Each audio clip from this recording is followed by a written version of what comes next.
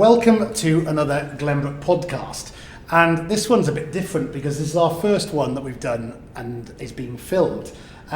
We decided that you guys were missing out on not only the background of where we were and our faces, but also our gestures, and we thought it would be interesting for you to see both of us chatting away, well, mainly our guests. You don't want to see me. So we've recorded it, and this is going to be available on YouTube and on various podcast hosting sites. So our guest this week is James Whittaker from Peel, and James and I know each other because we've done a number of deals with Peel, go back quite a long way in terms of Glenbrook's history, certainly not in terms of Peel's history. And James and I always had a very good relationship, and I'm intrigued because he's from a dynasty, a property dynasty in the UK, and I often complimented Peel as being the Grosvenor of the North. I remember in one of our conversations, because I felt it very much was that the size of the company and the business you did and the way you do business as well is very much like Grosvenor, and I thought it'd be great fun to get James onto a podcast, and I knew he'd say no, but he said yes, and we're here, and I'm thrilled to have you in the Glenbrook HQ today to talk about your career, to talk about how you developed within the business and how the family promoted you within that business, that you're a chartered surveyor. I'd love to hear about your thoughts on the institution and where it is at the moment, and also some of your really gnarly projects, because you've had plenty of gnarly projects through your career, and also things like the Waters projects, which we're going to go into in a bit of detail. And I also want to talk about your amazing sporting achievements, because we'll talk about it, but you're the only man or the only person to have swum the length of the Manchester Ship Canal, I recall. So I'd like to talk about that and your other ventures that you've got lined up. But let's go way back and let you do some of the talking. I'd like to understand, where you grew up. Yeah. What it was like having been growing up in a family that were doing amazing property things, and how did you keep your feet on the ground, because you have kept your feet on the ground whilst your dad was losing his, I suspect, with the mad projects that he was doing. So I'd love to throw us back to those days. So over 50 years ago, I was born in Bury and grew up in a place called Edenfield near Ramsbottom, which is north of Manchester. And I had an older brother at the time, and so we were a very small family though, because neither my mum or my father had any brothers or sisters, and but all my grandparents were all alive. So we had a really nice knit family that were growing up in Edenfield. I went to a local school, and my brother really enjoyed that. Catholics were brought up as Catholics, very strict Catholics at the time. And my father decided when I reached the age of 8 that we should go through the boarding school process. Wow. Because he'd done that himself in Bath at Prior Park, and he felt that that's a route that we should also take. And he chose Ampleforth College in North Yorkshire. Of course, yes. So it was quite a distance away from Edenfield. It wasn't the days where you could just jump on a train or Uber or whatever you. So it took probably about an hour and 3/4 to get there. So we actually, once we were there, we very rarely came home. Yeah. But my father said to me at a very early age, at 8, he said, James, you don't need to worry about education, that will come. All I want you to do is play for the first team rugby. And I had not played rugby until I was 8 years old, until I moved to Ampleforth, but I absolutely loved the game. Yeah. And it's just so I felt at home, even though I was away, it was a home away from home. Yeah. And the monks, because it was Ampleforth College is a Catholic monastery and a Catholic school, I got on really well, with the monks there, with all the boys there, and I absolutely thrived in that environment. I just felt I've got now, rather than just one brother at home, I've now got 10 mates, in my form who I can grow up with. How many in a dorm? There was probably the whole form, so there was 11 of us, in the first year, and then it got bigger and bigger as you went through the school, until you got to sixth form, and then you've got your own private rooms. And if I recall correctly, it's on top of a very big escarpment, isn't it? It was quite an isolated location, isn't it? Very isolated, yeah. The nearest village is probably about 3 or 4 miles away in Ampleforth, and that's only probably got a post office and one shop and one pub, which you're allowed to go to when you're in the sixth form, obviously. There's a few boys that sneaked out every now and again, but I absolutely loved it there. And so obviously that was the junior school to Ampleforth was called Gilling Castle, and there were 2 separate schools to the junior school to Ampleforth. One was called Junior House and one was called Gilling Castle, and they're both separated by the valley, the Ampleforth Valley. And so my brother actually went to junior house and I went to Gilling. So Okay. we weren't even in the same sort of house or sort of room. So how often do you see him? So it's probably once every 3 weeks or something like that. And actually, this is the different dynamics of how, sort of the different children are in the same family with the same mother and same father, but they've got completely different outlook in life. And he didn't enjoy the rugby as much and actually didn't have as good a time as I did, certainly. And so he would always be locking himself in the toilet at home when we were going to school because I don't want to go to school. But I was like, yeah, come on, let's go. So yeah, it was a really different sort of dynamics working at play there. Did boarding school, because I went to boarding school as well, did that have an impact on what you did for your own children in terms of, did you feel you wanted to have your kids at home then, or did you feel that boarding was appropriate? Because I think for me, it's sort of had the opposite effect. I didn't want the kids to board. Yeah, I think I didn't want to board so early in life. I certainly wanted to get to the age of 13, and hopefully at the age of 13 I would just see how their characters were. Again, probably that lesson learned from my brother and myself and the different characters and the different makeup, that what I enjoyed of a boarding school not necessarily sort of will go down to the children. So I was thought, we would actually have a sit down with them and go, do you enjoy school? Do you like it being local, or would you actually prefer to go to boarding school? So give the choice really to the children. The eldest one has, we gave her the choice, and she was really interested, but then sort of got cold feet last minute and decided to go to local college. And for us, that was fine. It's their choice. But I mean, amazing they've got the choice in the first place. And where did your younger brother and sister go to? Did they go to Ampleforth? Oh, of course, your sister couldn't. Yeah, my sister couldn't. So she went to Millfield. She was an amazing swimmer. Sort of swam the complete other end of the country. Yeah, absolutely. Yeah, so in Somerset. So younger brother came to Ampleforth as well, but he was 11 years younger, so he wasn't at the same time. And he enjoyed it. My sister went to Millfield because she was a great swimmer and sort of loved all the sporting that they had to offer at Millfield. Amazing. And then she went to Switzerland to a finishing school at the age of 16. So yeah, and interesting just about the sort of this probably maybe lead into sort of the where we're going to. So my focus was always about sort of rugby. Sort of that was my focus. And when the sort of the master would set me a bit of schoolwork, a bit of homework, I'd be like, I don't need to do that. That'll be fine. I'll just rush it very fast. So I ended up being in bottom set all the way through school. I loved chess though. So actually, so I was actually the chess champion all the way through through the years. But and everyone was going, well, hold on a sec, why are you bottom set and you're chess champion? And I just wasn't interested in learning. And that's a lesson I certainly learnt, and some feedback I'll give to my children: don't do what I did. And it was only until I got to sort of the age of 16 and we were doing me at O-levels, probably the last year we were doing O-levels, and my housemaster, a really nice guy, he married myself, my wife and I, and he sat me down and said, James, what's your ambition here at school? I said, well, I've got to play first team rugby, that's what I'm here to do. He said, well, in order to get to first team upper six, you've got to get 5 O-levels. I was like, yeah, good point. It goes, you need maths and English and you need 3 other subjects. I went, right, I better sort of look at a strategy to try and get me through 5 O-levels. Anyway, we sat down with him and he was brilliant because he just set it all out. This is what we're doing in maths and English, and it's just about learning the process, learning the language, and learning all the different things. So concentrate on those 2 really hard, and then things that I felt a lot easier, none of the sciences, but certainly religious studies, geography and history, where you can learn facts and just get those facts down on a piece of paper and write a bit of a story around it. And so you ended up in sixth form. And then I ended up in sixth form. So luckily got the 5 O-levels. So just scraped through. And then actually it was great 2 years later, and when I did go and play first team rugby, because I think my father's view about rugby was, and the sports was that, look, it's got all the life lessons you need. Whether that's social, whether that's team, whether it's the amount of effort you've got to put into that game, you've got a huge responsibility to play. Social mix. Sort of putting your body on the line for others, sort of the camaraderie you get as a result of all that. He just said, that is the life lessons I want out of you. And then the education piece will just fit in behind it. And that all happened, and that was great. And then actually the housemaster sat me down again and said, okay, what about your A-levels? What do you want to do after school? And he said, well, I do want to go to university because I'll be the first Whittaker to go to a university. Really? And he goes, right, okay, but therefore you need 3 A-levels.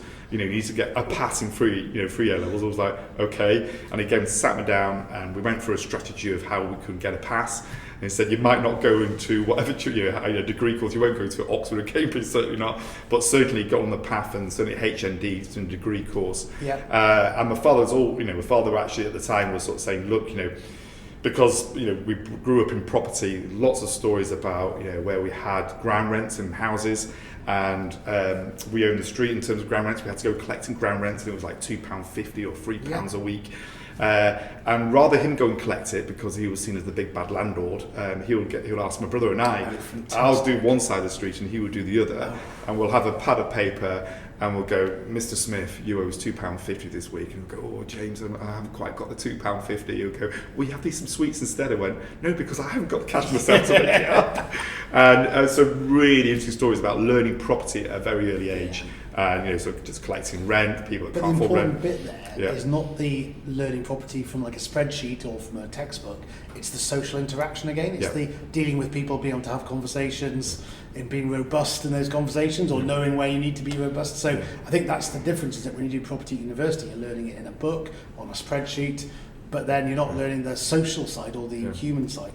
And it's also just the business element, because so let's say somebody didn't have the money in a week, well, you go, look, therefore I'm going to have to charge you interest.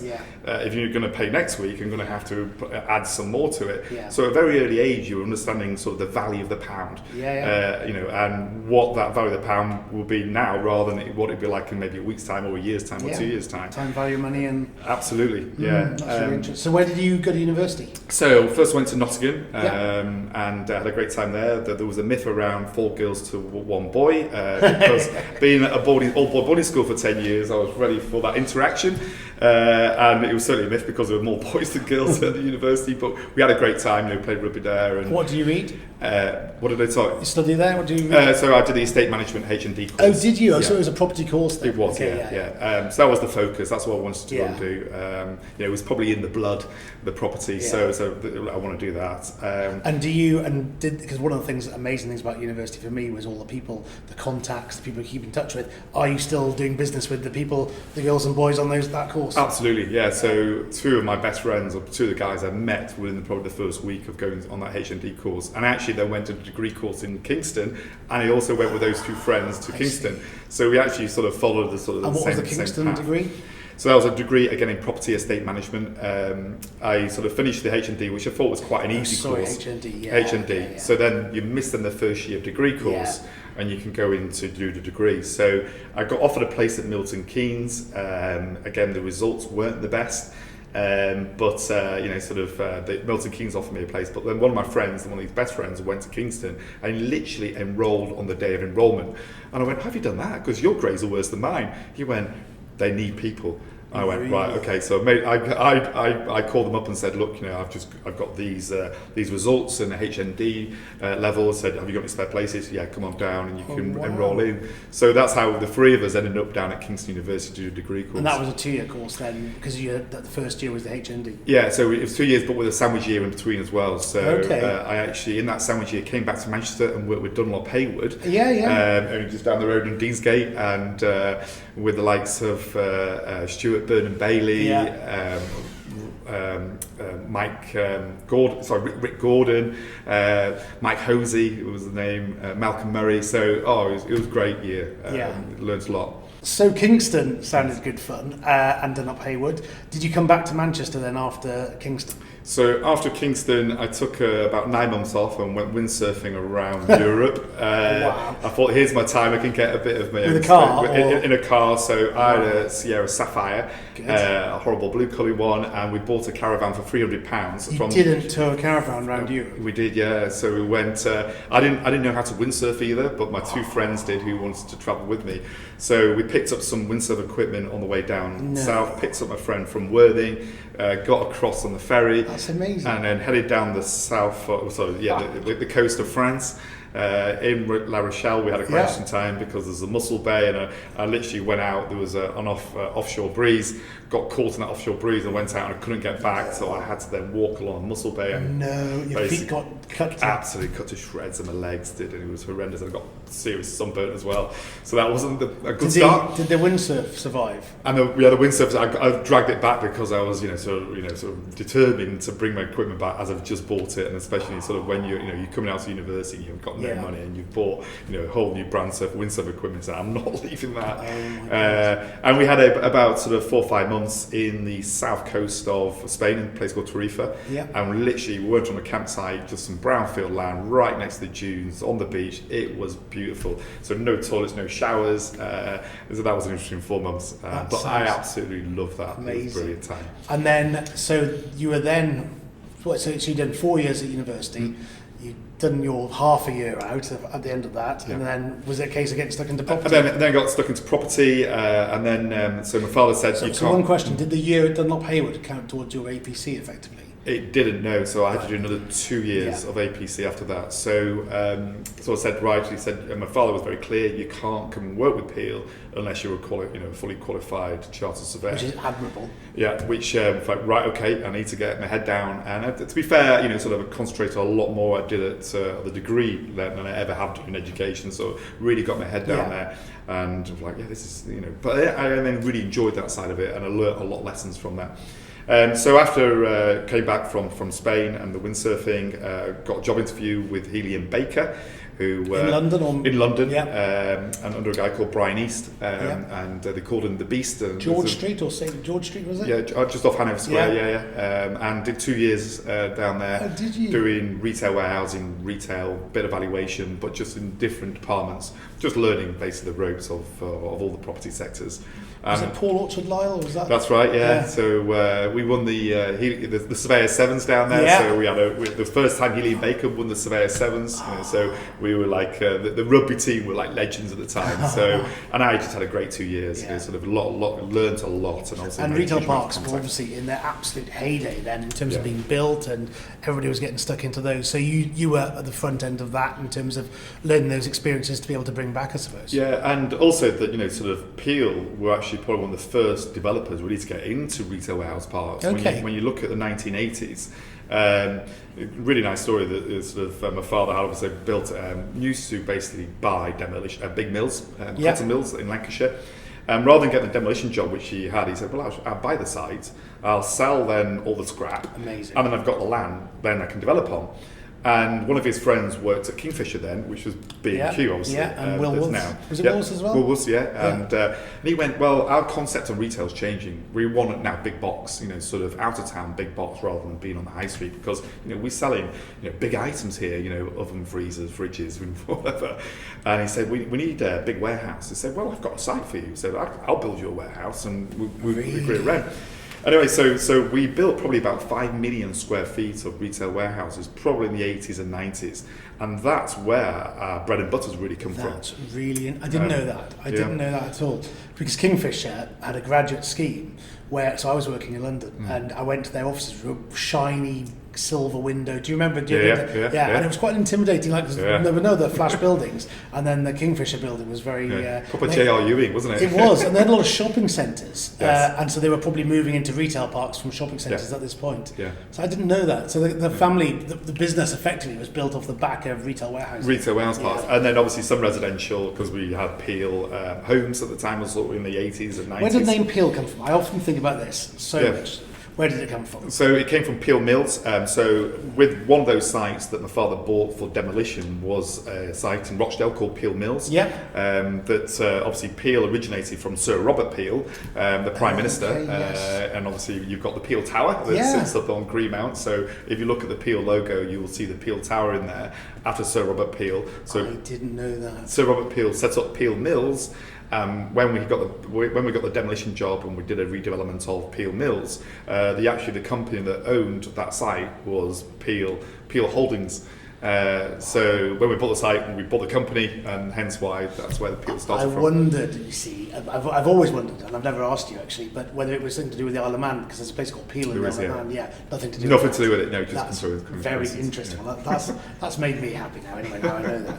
So you did your Hilly and Baker period, and then what happened then? And then so I then did my APC, passed my APC first time, thank God, because it's. Where did you Heathrow? Heathrow, yes, in the hotel at Heathrow. Yeah. And I actually found my interview was all right. Do you remember who interviewed you? Oh no, I can't. No, but I came out of it like buzzing. That went really well, and all my other friends came out and went, "Wasn't it hard?" They were like, "No, they might have given me really easy questions, but I." And it arrived in the post, didn't it? You got the decision in the post on Saturday morning or whatever. So the APC came through. You qualified, went great. So I told the father and said, right. He said, this was in 95, 96, coming into 96. And it's just after we got planning permission for the Trafford Centre. Right. And we started the building of the Trafford Centre. How long did the planning take for the Trafford Centre? I know, and we're not on your patch really, but it's just interesting. So you got the planning permission around 95. Yeah. So how many years did that take? So probably 8 years in total. Well, there we go. So it'd been in the oven for 8 years, effectively. And it basically went through every court in the land. Court of Appeal, and eventually went to the House of Lords. And it was a time when I was studying, and I actually went to the House of Lords on the final decision day, and it literally just scraped through. I think it went 3-2 in favour, because obviously there was massive objections at the time to the Trafford Centre with Manchester City Council, the only one supporting it being Trafford Council, obviously where it sits, but every other local authority in Greater Manchester were concerned. It was the days of PPG 6 and 13, if you remember those. I do. And obviously everyone worried about out-of-town retail and what that impacts on the town centre. And I remember, because I was slightly behind you, and I remember things moved very quickly then to factory outlet centres to get around the PPG 6 and 13 or whatever that came in. So it's interesting, that was a sort of a real transition point. So you arrived back in 95-ish? Yeah, 96 probably by the time I eventually came back. And then, so my father said, right, we need help with the Trafford Centre. We've got 320 shops. We need to let in 2 years. We had a guy called Richard Bonner. Mike Butterworth was heading up he was the MD of the Trafford Centre. And we said, well, look, we need some assistance here. And funny enough, where John Lewis sits today, when the Chapman Taylor did the design and did all the architecture, put all the space in play, all the anchors, sort of in the middle of the end. All back shopping centres. We actually sort of went, we've got planning permission of 1.3 million square feet, but we want to put a big anchor tenant down there, but we haven't got the amount of floor space in terms of planning. So we can only use about a quarter of the footprint at this end. So we're like, what do we do then? So, someone then came up, well, why don't we do a market hall, what we call the Festival Village, which is where we had independent retailers from the arts and crafts, food, sort of selling a whole variety of stuff from jigsaws to nuts to watches and everything. And so we had 50 stores in there. My father said, James, I want you to let the Festival Village. I love this story. So the hall was there, massive hall with 50 opportunities, 50 tenancies available, and was your job to get them all in? All let before PC basically of the Trafford Centre. So I had 2 years to let 50 units, but because it was at the end and the independent retailers, and obviously every penny, every pound of rent is very important to them. Maybe unlike a big conglomerate. So a lot of interesting conversations and discussions and negotiations, but we were fully let on the day we opened. And was it a bit like Affleck's Palace is now, or was it much more sort of like a market hall like you find in other sort of markets? A bit more like Affleck's Palace, but with a whole different variety. So what I tried to do in terms of the tenant mix is making sure that one wasn't competing against another. And actually, when you look at that market, there are so many different areas, sort of within the small independent retailers. You can go from the hairdressers to the post office to the nut company. I was involved in closing Quiggins, unfortunately, in Liverpool for Liverpool 1, which was a market, 4 stories of market. And I'd been to Affleck's Palace, but I was in Leeds the other day, went to the open market there, and it's still thriving, but it sells things like vacuum cleaner bags and things like that. It's amazing what is being retailed. So how many years did it take you? 1 year to get it let, or was it? So probably in the time before PC, it's about a year and a half. We got it fully let, and then when we opened, there was the opening date was quite interesting because you've got to stick to a date, don't you? I mean, from doing development so long, if you don't stick to a date, it'll just drift. So it was the 11th of September, I think it was, or the 9th, or around there, and we said we need to do it then. Of 98. 98. And it got to the point where literally all the directors, everybody was pulling electricity wires down the corridors. And had the Trafford Centre opened at this point? It was open the following day, so for 2 days. Are you serious? Yeah, so you had the market open the same time as the Trafford Centre opened? Yeah, so all open at the same time. Wow.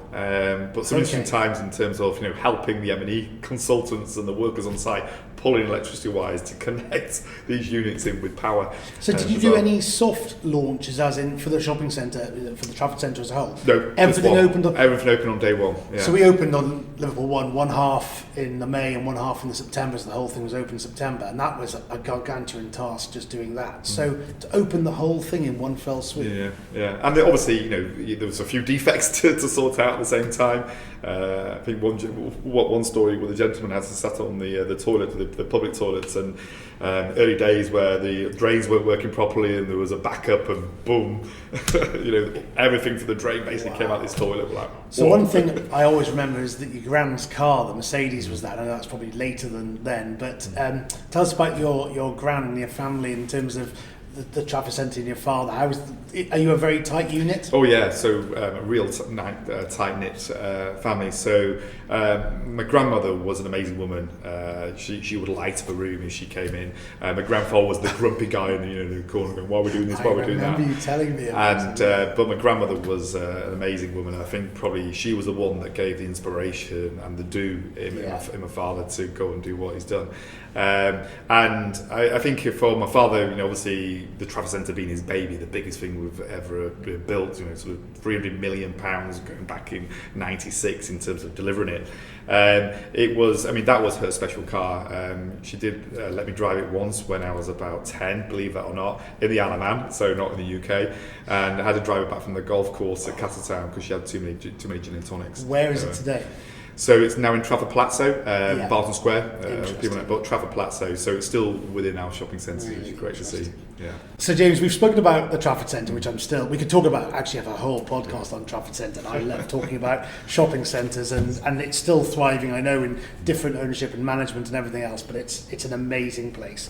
I'm really interested about that region as a whole, and one of the reasons I wanted to get you in to have a chat was about Therme, and we chat about Therme, we joke about Therme, and I've read a bit about Therme because I think it's absolutely amazing. But can you tell me where that idea, and for those, tell us what it is, because people who don't know what Therme is, but can you tell me, because it's so left field as an idea, how the hell did you guys come across Therme? So interesting. So it linked really nicely into the Trafford Centre, because not only obviously we own the Trafford Centre, but we also own all the surrounding land. Yeah. And my father's got this big plan, which he's probably sketch drawing. I think he thinks he's a bit of an architect, and to be fair, he's a very good drawer. And on there was different uses. So he had the ski dome. He said, "I want a ski dome. I've seen it elsewhere in the country. I want one here in Trafford.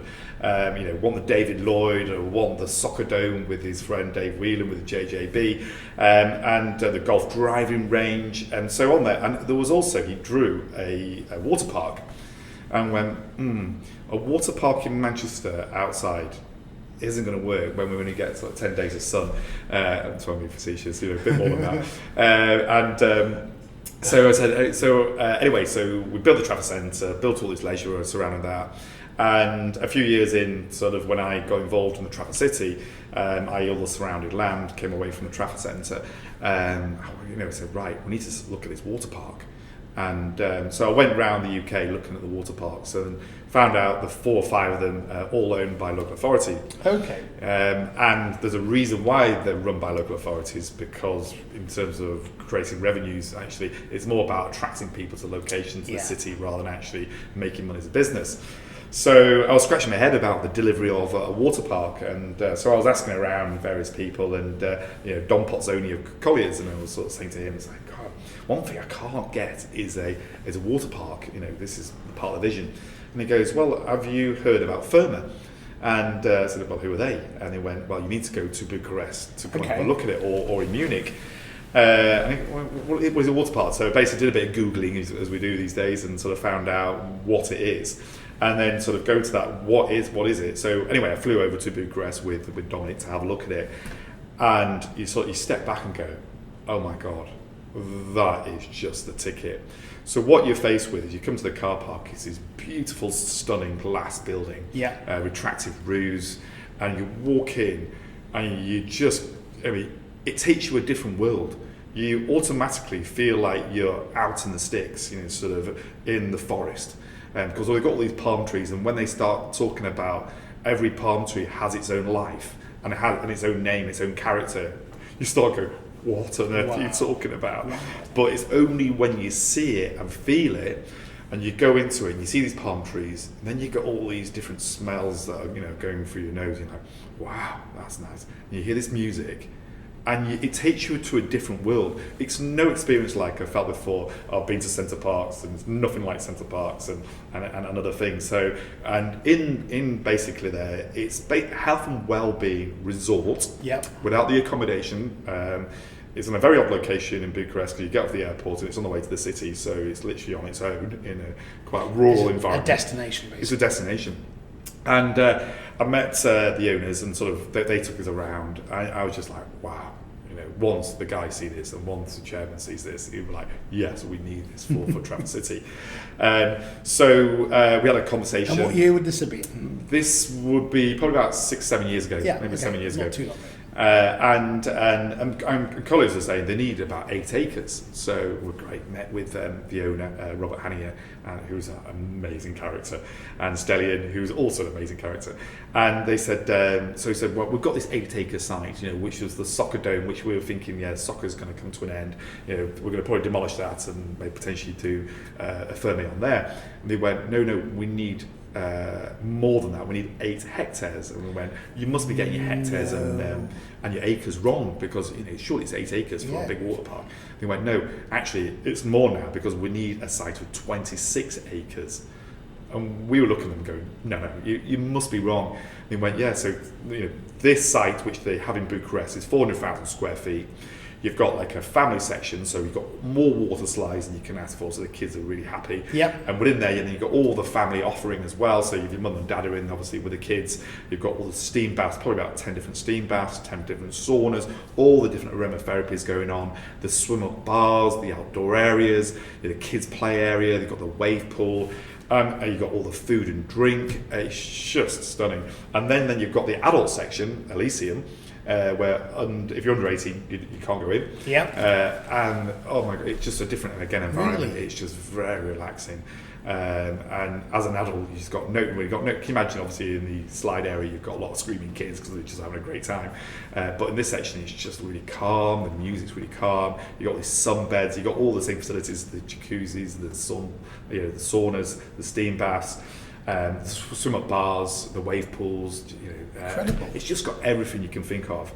But it's the environment that I can't describe. And you've got to go to it to actually see and feel it. And the one thing I can think of that even on a 20 plus acre site is the car parking requirement, because this thing's going to be absolutely huge, isn't it? In the northwest, it's going to be a huge destination. How many spaces are you? Massive. It's going to be huge. So it's 700,000 square feet of leisure. So can you imagine that? So it's like half the size of the Trafford Centre. That in itself is sort of a bit of scratching your head, go, wow, that's huge. They're expecting 2 million customers a year. So the way they designed the building with the locker spaces and everything else, it can accommodate that. Car parking, probably multi-storey car park at the back end, plus also some surrounding land for car parking. Wow. I think they've got over 1,500 spaces, and obviously there's other car parking spaces surrounding that. You've got the Metrolink also that comes out. And what's the build cost going to be? They're looking at 300 million in terms of build ironically cost. is the same price. As the Trafford Centre, but going back 25 years ago. Who would have thought that? Yeah, it's amazing. And where are you in the process of this? So they got planning for their first scheme in March 20, believe that or not. I mean, just literally the month as COVID hits. So then in timing couldn't be the worst time. But anyway, they secured the planning permission, and that was after 3 months of submission. Sort of amazing turnaround. Serious 3 months to get planning approval. Wow. Since and not one objection. Wow. Unheard of.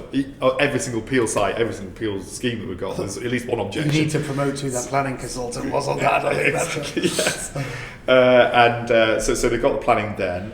Obviously, raising £300 million in leisure industry during COVID, pretty much impossible. And sorry to keep interrupting you, but it's really interesting this. Is it being funded as a standalone investment, or are Therme going to have it on their books effectively with their own funding? So is it a Therme owned and run thing? The funding is still yet to be sorted, but it'll be on its own basically. The investor coming in rather than the Therme. And then there'll be a rollout as well. So we've also agreed terms with them for Glasgow, for our sites in Glasgow Waters. Yeah, absolutely. And then there's Frankfurt on the cards, Frankfurt in Germany, and then there's Toronto in Canada. So they want to really roll this the whole concept out. But the first will be Manchester, and we're excited about it. So they've got to go back in for planning, some variations, because they have basement car park, and we're going to do that slightly different. So they're hoping to do that in June, hopefully with the same timescale as last time, with the planning permission in September. They want to start on site this year. That's absolutely incredible. Amazing. That is amazing.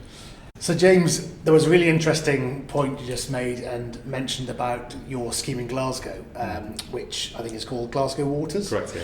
And that's a great segue to lead into the Waters story, because I knew, I think from my Grosvenor days, and Glenbrook was set up, and we were looking for sites, and we had a conversation, and we were really interested in your Manchester Waters site, which is out at Cornbrook and Pomona Wharf, and we got talking about that, and we did a deal, and then we did a deal in Media City and so on and so forth. But the Waters brand is really interesting, and I did a bit of research. Well, I tried to guess all of them, but it's Chatham, Liverpool, Wirral, Glasgow, Trafford, and Manchester Waters. So Chatham Waters and so on. Chatham is down in Kent, just outside London. Obviously London, Liverpool, then just across the water in Wirral. Glasgow is an amazing site alongside the river.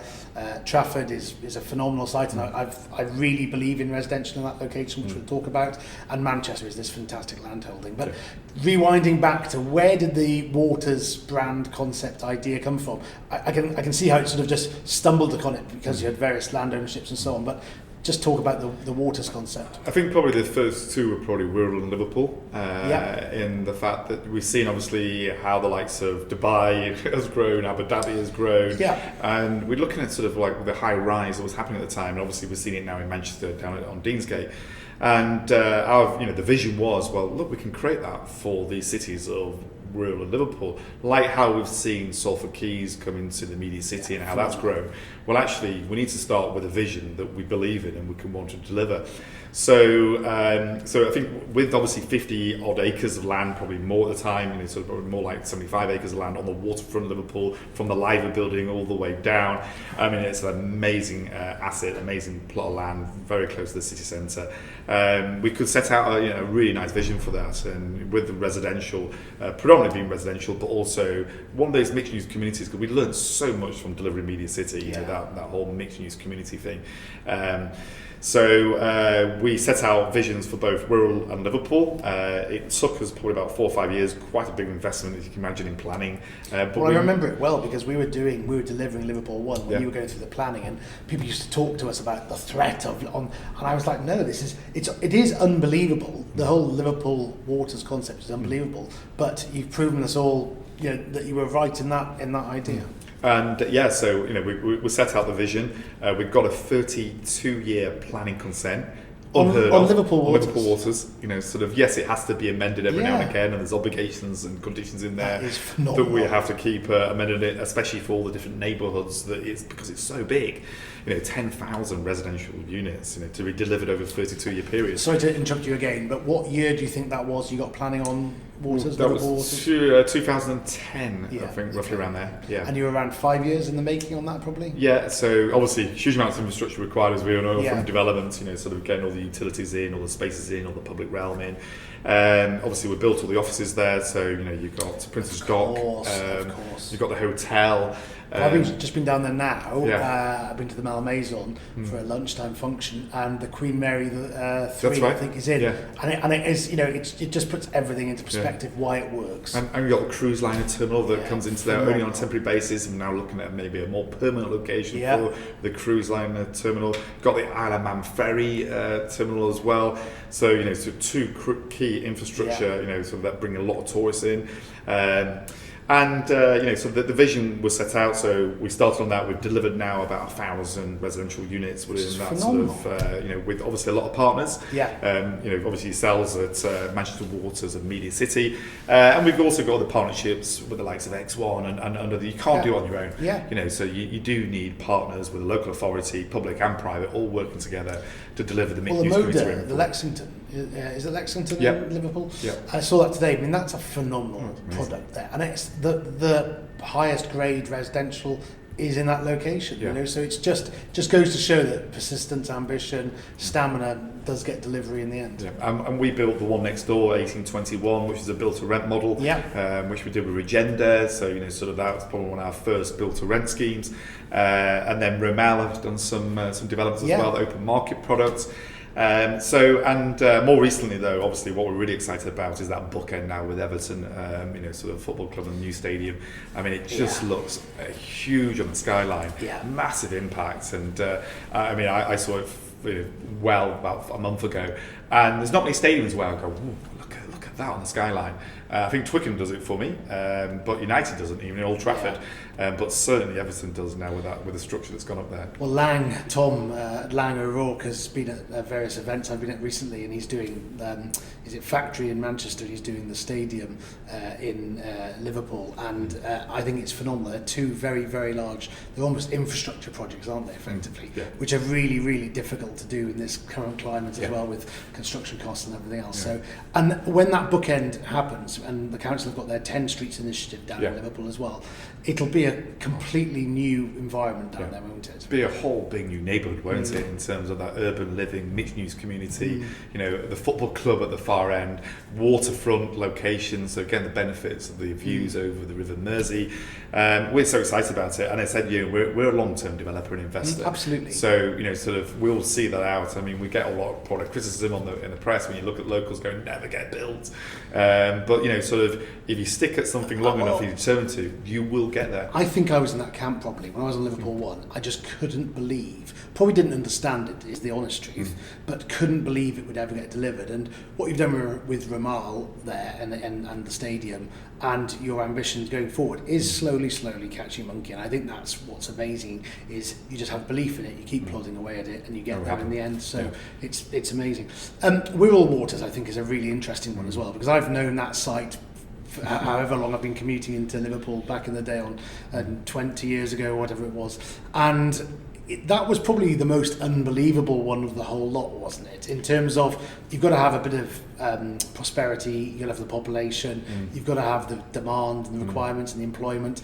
But actually, of all that list, Chatham's got the benefit of London, Liverpool's fine, Glasgow's fine, Trafford, I think, will come because of the critical mass there, and Manchester is the incredible site. But the one difficult one was Wirral. How did that come about?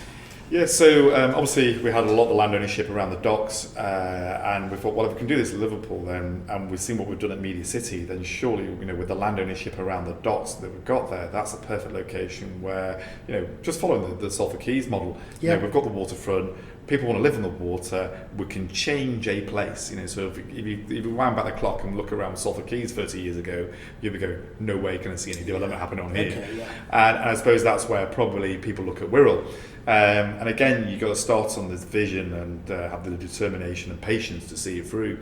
So it obviously suffers from market failure, absolutely, because build costs now are over £200 per square foot easy, and when your sales value are only £220 per square foot, you can't deliver it. No. So, and that's when you need to start thinking. I know it's an old saying, but you've got to really start thinking about out of the box and looking at different structures. So, working with the local authority about lease wrappers, sort of head leases, especially on residential, which we've been able to do. Bring in a pension fund, which luckily we had the advantage of the low interest rates at the time with PIC. And that was a phenomenal deal. Oh, it was brilliant, and I think it won it got an award for Deal of the Year. Was it only recently?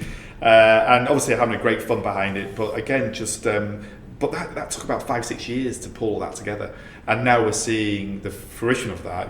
With 500 homes being built. We've then obviously got out and done a joint venture with them and Splash, and got some pods on there, some modular units. And there's not many companies, think about it, who can, number one, take a long-term view and also ride out the markets and survive. There's Grosvenor, which was Liverpool one. Bruntwood, we're in a Bruntwood building now. They've got that sort of ambition, and they're able to ride things out there yourselves. But there aren't many other, not even master developers, because you're not a master developer in that sense. You are a developer on the ground as well as almost a contractor to a certain extent. Yeah. So you're a pretty rare beast in that sense. Well, I think you've over the time of 50 years, you've got to see the property cycles, haven't you? And you forever it's going like that. But ultimately, it's actually still going up on growth, isn't it? It's still, so you look at it over the 50 years and it's still on the ladder upwards. So you've got to take the rough with the smooth, and also not be too bullish in terms of valuations. You can be very quick to go, oh great, it's at 3%, sort of this yield, and go, right, let's get it at 3%. But it's then going, well, actually, if that slides by 0.5%, 4%, you're going to get a hit, and especially when all the all our land and properties charged, sort of interest on all that, it's a killer. So on Liverpool one, interestingly, the yield I think was 5.75 on the exit. That was like 2003, 2005. It was probably down in the fours. We never took that valuation, in terms of we just let, and then when we exited, it was like 8% or something. So it's absolutely true that we didn't move it from 5.75. So James, we've talked about the really, it's not boring at all, but the really difficult stuff, the day job, the long-term stuff. But the two things I'm really intrigued about is your giving back, because you do a lot of that in lots of different ways. So the Peel Foundation, and also I want to end by talking about your mad sporting ventures, and we'll talk about that as well. So the Peel Foundation, obviously this is the name probably is a new thing to a certain extent, but you guys have been doing philanthropy, I suppose, for a long time. Yeah, a huge amount of time. Only recently, as my sister sort of said to us as a family, look, we need to sort of really gather what we're doing and be more coordinated. So we set up the Peel Group Foundation, focusing on sort of 5 areas. You've got the environment, you've got the educational side, then obviously there's a social value aspect, then there's the medical science, sort of research. So we've been touching all that, and obviously not just all about creating jobs is sort of very, a real thing that we've been doing as part and parcel of delivery of the developments. So my sister sort of brought all that together, and just sort of whether it's 17,500 jobs created in Trafford City, 10,000 jobs at Media City, but then all the other aspects that come with all that, so the supply chains and everything else, and we've stretched it probably just examples, and it'll take me probably half an hour to talk through every single one. But when Andy Burnham was talking about his Bed Every Night scheme for the homeless, and Tim Levy, Capital and Centric were involved in bringing the property industry together, we were there listening to that. I went, wow, that's brilliant. I said, how do the property help with that ambition to have a place for every single homeless person in Manchester? And we said, well, actually, what appeal actually land and property got? Well, land and property says it all, doesn't it? We've got land and property. Yeah. And one of the last bits of property we've got in Manchester City Centre as a red line of Manchester City Centre, if you look at it, is some empty arches at Castlefield. And I said to, during this presentation, I said, have we thought about more of a longer term solution? And he goes, what do you mean? And sort of said, well, if we provided the land for free, We build modular units, i.e. what we're seeing being delivered in Wirral Waters with Urban Splash. Hopefully get them for quite a cheap sum, from a supplier, knowing it's going to charity and for homeless. And then we put those in the arches, obviously get planning permission. But the key factor I need is actually we need someone to manage the homeless, and that's well out of our expertise. So therefore we need a charity to come in and sort of look after these people so it's a stepping stone, so you can get them off the street into a home with an address, and then actually sort of work with them, because obviously there's a lot of problems in the area, which I don't pretend to know half of them, and then get them back into society. So it's that stepping stone. And so Andy Burnham went, love it, yeah, right, get on with it. So I then went round, spoke to about 4 charities, and they're all like going, no, problem with this, problem that, problem here, you won't never get planning, you'll never do this. So we got sort of knocked back quite a lot. And then until actually Tim, who was doing the embassy bus coach that went around picking up homeless people, 12 beds in a coach that were converted by embassy, met Sid Williams, who was the owner of Embassy, and Tim said, you've got to meet this Sid. So I said, right, I'll meet him on site. And so I met him on site, Casford Arches, said, look, here we've got 42 arches. And at the time I was thinking, maybe you have 2 or 3 arches, and we go with 5-10 pods and put the homeless in there, you manage them. And he goes, oh my God, this is amazing. So will you give us the land for free? Yeah. And said, what do we need? So we need to get planning permission, but if there's enough of us, and we've got Andy Burnham that backs it, then surely we can get it through planning. Obviously, we need to convince the residents that it's going to be managed properly. And we got the planning permission. He loved it, so we can create a village here. So we went for 42 pods. We believe it's going to cost one in every arch. In about 30 arches, so really? Sort of a few pods in each of the arches, plus a community hub in the centre. Plus, obviously, amenity areas, so they can do basketball, and they've got a garden area and everything like that. So it's a proper village, of what we're creating there. So we've done a cost in 3.5 million. Then we went out to raise the monies and the funds, and we were doing quite well in terms of a lot of interest. In terms of we can say, look, sponsor a pod for 40 grand, and hopefully we're going to get it all paid for. And going out to the big companies and thinking, wow, yeah, that's part of our ESG. Yeah, we'll have a piece of that. Until then, Matt Moulding, or Moulding Foundation, came along and said, we will fund it all. So I didn't know that. £3.5 million pounds to deliver the 40 pods, funding it all, should be on site in September, and finish sort of for hopefully the September of the year after, ready for the winter. So that's incredible. When did the Moulding Foundation give that? That was probably December when they confirmed it. So that's all coming through. That's incredible. Amazing.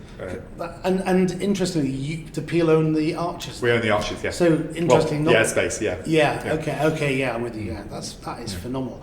Well, when that launches, that is just going to be transformational, isn't it? But there's so many different examples where we're working with schools, and we're working with the public sector, and there's so many, and especially sort of the sustainability side. I mean, that's really high up in our agenda at the back of the office. I mean, obviously building the wind farms that we have done, now renewable energy, waste to energy, look at geothermal. So we've got a big energy division within the group, and we see actually that growing faster than probably any other division. We could probably talk for several hours just on the energy side. Absolutely. Couldn't we? So, so closing up, and we're just coming to an end. I'm fascinated by your endeavours, your physical jerks, and I know a few of them. The one which we always think of you when we go over the Thelwall Viaduct and over the Manchester Ship Canal. I always think of you swimming the length of the Manchester Ship Canal, and my daughter swims, and I think your sister, you said, went down to Millfield and swam.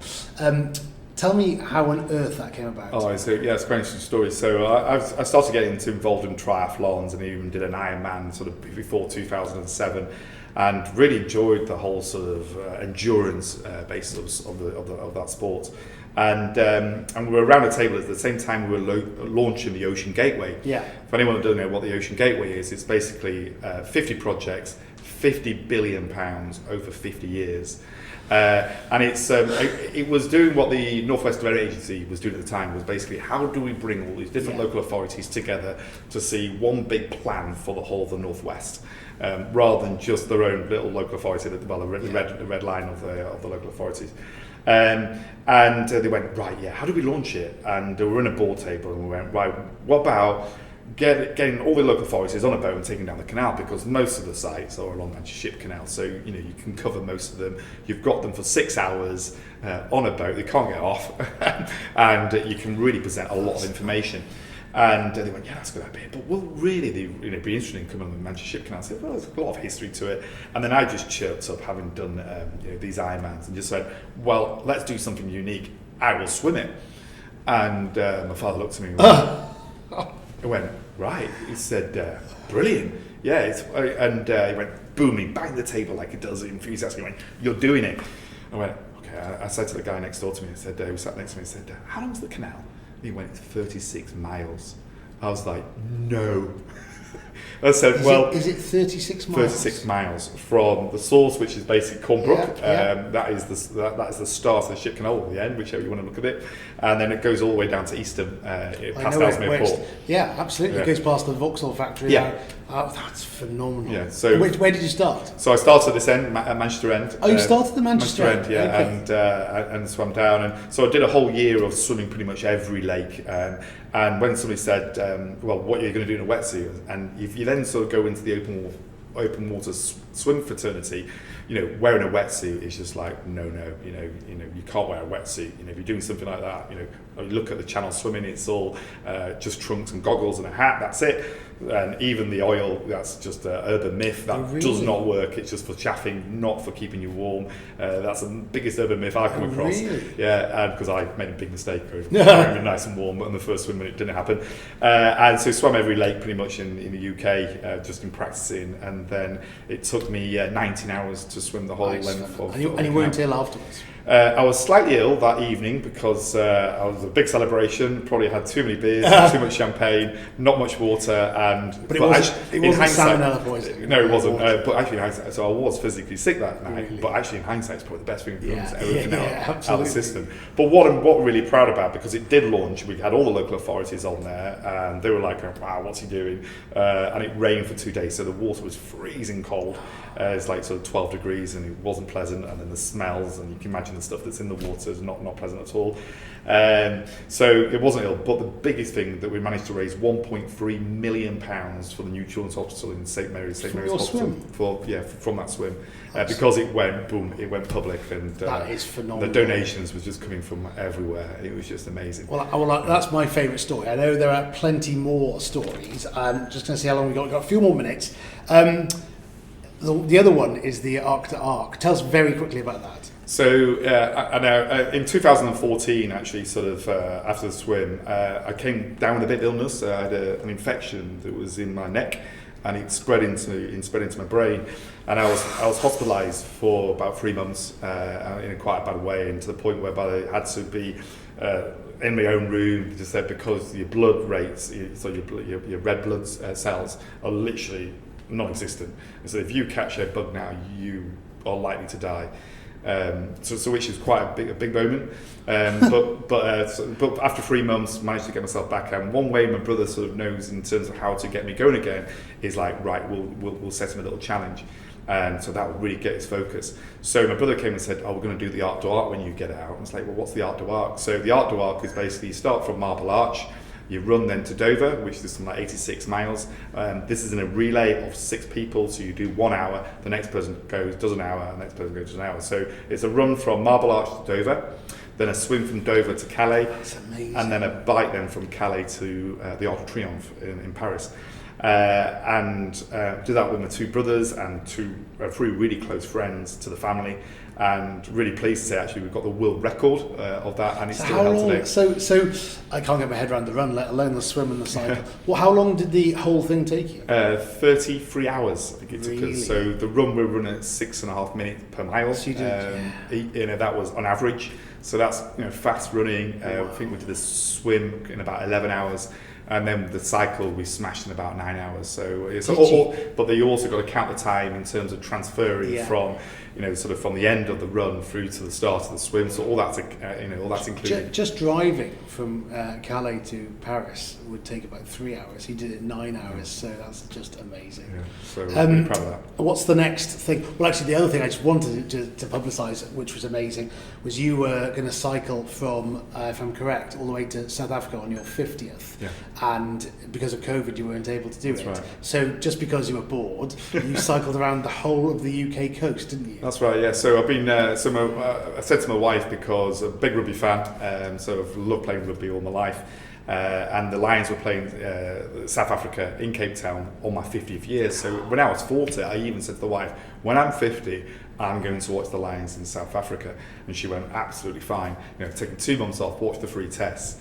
So very excited. And then sort of when I was building up closer to the time of coming up to 50 and sort of, I went, I can actually do, and obviously all these challenges that came my way and I was loving them. I said, well, why don't I bike from Cairo to Cape Town?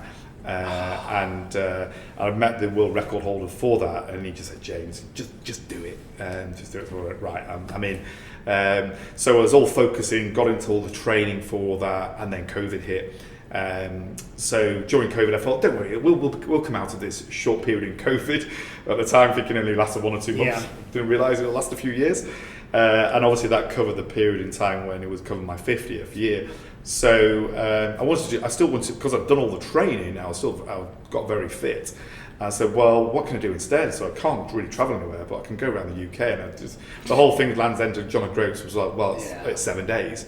Well, what about the coastline? I can't believe you did this. And so we set off from St Andrews on the 1st of July and did it in 31 days, so covering about 120 miles a day. And how many miles in total? So 3,500, I think it was, miles in 31 days, which was brilliant. Raised a lot of money for charity again? So we raised £75,000 for charity. Again, but that was for water aid. So, and this is what I'm again really proud about, is that sort of that money is going to be spent on 2 new water stations in places in Africa and Ethiopia, where they haven't got access to water. They've got to go 4 or 5 miles and walking every single day to get water. These 2 water stations are going to have access to clean water, literally like a click of a button. So in a few years' time, when you probably come on to your next question might be, what's your next challenge? Yeah. I do want to go out and see those water wells in Ethiopia. Really? And the other one is that I've set myself a little challenge, which my wife doesn't know about yet, so we'll do now, is that I just love sports. I just love everything to do with sport. And I want to basically try and play for every single club that's in Knutsford. Whether it was tennis, whether it's badminton, whether it's archery, very cool. Football. So that's. I have seen you doing mad fitness things on Strava at the moment. So if you follow James on Strava, it's phenomenal what you do every day. So it's amazing. Well, thank you for giving up a lot of your precious time. Really, really appreciate it. Hopefully, the listeners have enjoyed hearing about the massive journey we've been through today, and from Ampleforth all the way through to through the Trafford Centre and to the various waters projects. Really proud of what you guys do and to be partners of you, and thank you very much for today. No, and thank you very much for letting me tell my story. So it's been great. I've never done this before, so it's been a really great experience. Great. Thank you, James. Thank you.